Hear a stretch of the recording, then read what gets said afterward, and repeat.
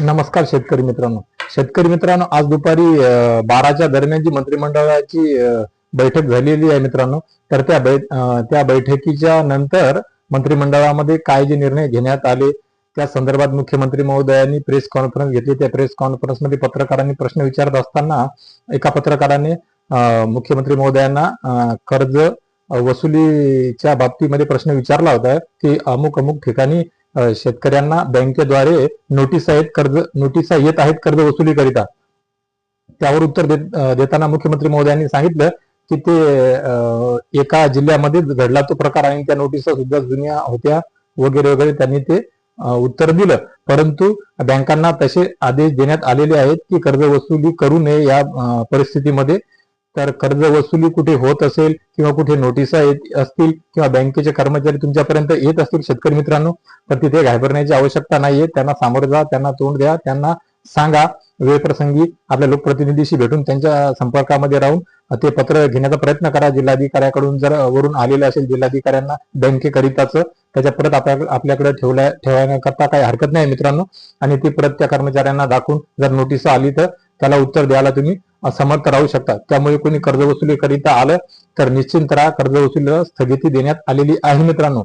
परंतु सोबतच बोलता मुख्यमंत्री महोदयांनी असं सुद्धा सांगितलं की शेतकऱ्यांना 2-3 महिने त्रास होणार नाही याकरता आम्ही प्रयत्न करू. याचा नेमका अर्थ घ्यायचा काय मित्रांनो? 2-3 महिने त्रास होऊ देणार नाही आणि नंतर वाऱ्यावर सोडल्या जाणार आहे का आपण? कर्ज वसुलीला स्थगिती देण्यात आली इथपर्यंत ठीक आहे. मुळात कर्ज वसुलीला स्थगिती नाही तर कर्जमाफीची वेळ आलेली आहे.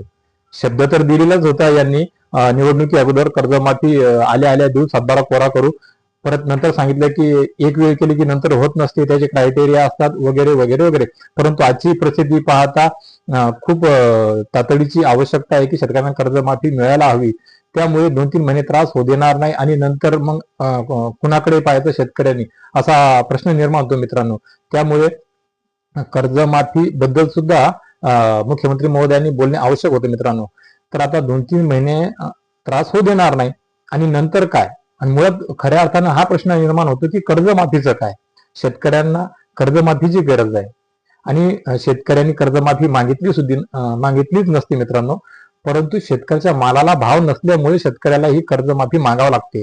बरं त्यातल्या त्यात न मागाव किंवा मागितलीही नसती, वैयक्तिक यांनी मुळामध्ये शब्द दिलेला आहे की आपण आल्या सातबारा कोरा करू. निदान मग तसं आम्ही शेतकऱ्याला दाखवायला तरी नको होतं.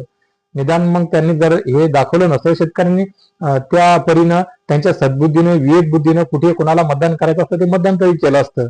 मंत्रिमंडळाच्या बैठकीमध्ये कर्जमाफीचा निर्णय होणे हे सुद्धा तेवढंच अपेक्षित होतं. त्याला सुद्धा खूप उशीर होत आहे.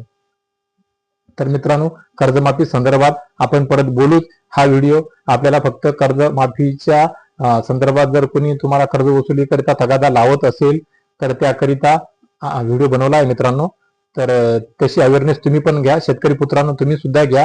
त्या परत निघत असतील त्याच्या इमेज PDF मध्ये काढून आपल्या घरी ठेवा, वडिलांजवळ द्या, जेणेकरून घरी तुमच्या पाठीमागे कोणी जर आलं कर्मचारी, तुम्ही घरी नसताना वडिलाला भेटलं, आई वडिलाला कोणाला तुमच्या, तर ते पत्र दाखवू शकतील, ते सांगू शकतील की नाही बा कर्ज वसुली करता शासनाकडून सुद्धा स्थगिती आलेली आहे, त्यामुळे सध्या तरी आम्ही कर्ज भरू शकत नाही किंवा काय उत्तर द्यायचं असेल ते उत्तर देऊ शकतील मित्रांनो.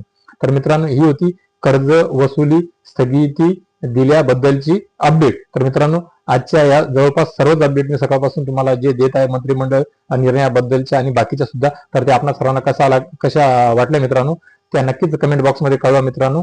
सोबतच बेल आयकॉनचे बटन दाबा, चॅनलला सबस्क्राईब करा, लाईक करा, पेजला फॉलो करा आणि ही अशी माहिती सर्व आपल्या शेतकरी बांधवांपर्यंत पोहोचेल याकरिता माझ्या व्हिडिओला सुद्धा शेअर करा मित्रांनो.